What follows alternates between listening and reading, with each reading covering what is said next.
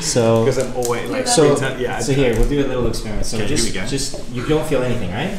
At the top of the glass, at the bottom of the glass. As far as temperature is concerned. Yeah. Okay, so what's the temperature? I feel a little bit of a temperature difference here as opposed to the bottom. Right. So it's warmer here. It's not warm here. It's warm here and not warm there at all. So the temperature is 33.6. Yeah.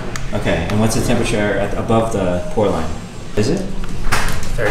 Okay, so it's about the same. So try swirling the coffee now. Okay. And do you feel anything above the line? As far as the temperature is concerned? Yeah. Yeah, I felt it. Obviously, it's getting warmer on the glass up the top. So now if you measure, Events measures the temperature. Yeah. Above the line, what is it? 41. Yeah. Mm-hmm. So you can actually measure it below.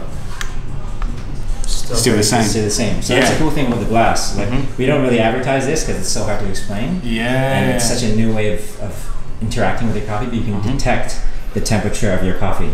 Yeah. In a double wall glass. Yeah. Most double wall cups, whether it's metal, whether it's glass, whether it's ceramic, you don't know what the temperature of the coffee is, and a lot of people burn themselves. So this way you can swirl the coffee. Yeah. It becomes a interaction point. It enhances the flavor, but it also is a safety measure in a way because you can sense the temperature. Yeah, of course, that's right. So if you've got your finger on the top, then you can go, oh, that's still a little too. It was still too hot to drink, right? I do like this double design as well, because this double wall design being half and half, because yes, you can still sense the temperature of the coffee here, whether it be too hot to drink or not, but still, like, we've been sitting here for how long? A good 30 minutes. Yeah, it's been like 20 minutes. Yeah, 20 or 30 minutes, and still, what temperature is the coffee now? Still 40. Still 40 degrees, right? And 20 minutes ago it was 54. So that, by now, if that was in this cup, it would be cold. Have you left in that cup? How was the temperature? Yeah. So what's the temperature in that? 31. 31. That's a big difference. So there you go. So this 31 degrees. Yeah, 31 degrees. So that's essentially cold. 31 degrees. Yeah. So you got the best of both worlds. The coffee will stay 10 degree difference. Yeah. And you've been swirling that one. Exactly, and up into this area, which would make it cooler faster.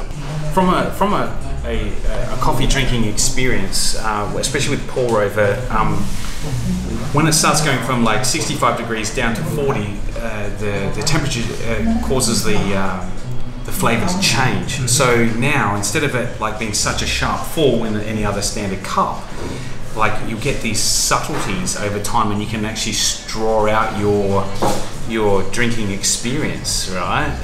As opposed to like trying it in 5-degree increments, if we could ever measure that. If you're wanting to really get all scientific on it, but now you can even monitor it going down into like per degree, and you can even see how the flavor profile changes over time. It's just super cool that you mentioned that. It's super cool. I think most people.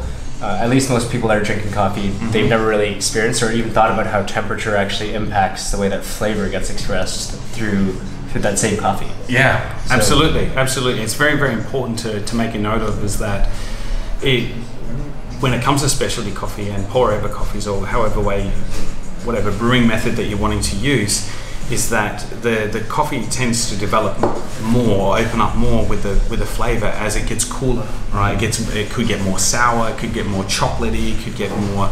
It generally doesn't get too much more sweeter, but the acidity changes in the actual coffee itself. So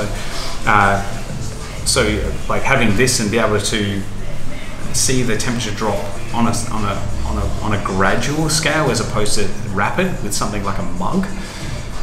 Would definitely make it a better coffee geek experience. Or it's just a new way to experience coffee, right? Exactly. I would say so. I like drinking my coffee around this temperature. A little bit cooler. A little bit cooler because it's now had time to aerate. The temperature's dropped off, and now you have more of a heightened experience with the flavors and aromas. Actually. So what you're describing is extremely cool, because I think the more people that learn about this and the more we can share about this idea that temperature has a big impact on flavor, the more people will be interested in experimenting and trying this out, because it is a very cool thing to try the same coffee at 50 and the same coffee at 40 and notice that the flavors are so very different. And absolutely. So that's one of the things that we made sure we wanted to design it to this, is the ability to actually allow the person that's drinking to control that.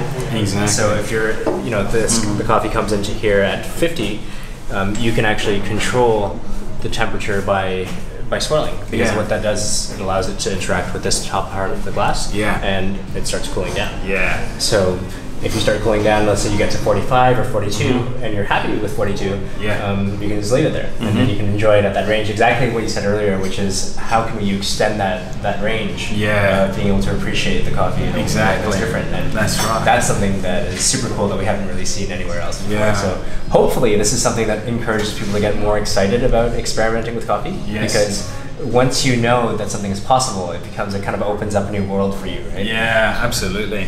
And a really cool experiment to be able to do is to get the same cup, right, the same coffee, pour half in each, and then like swirl one while one stays like this, and you can see with your little heat gun there, watching the temperature drop over one, and then be able to try the same coffee, one at 50 and one at 40, and see what slight subtle difference in that. I would love to be able to do that type of experiment. That would be amazing. And I think anybody that's has this product at home, they can definitely play around with these types of things. I think so. That'd be very cool. It's a very good way to wig out on that. That's for sure.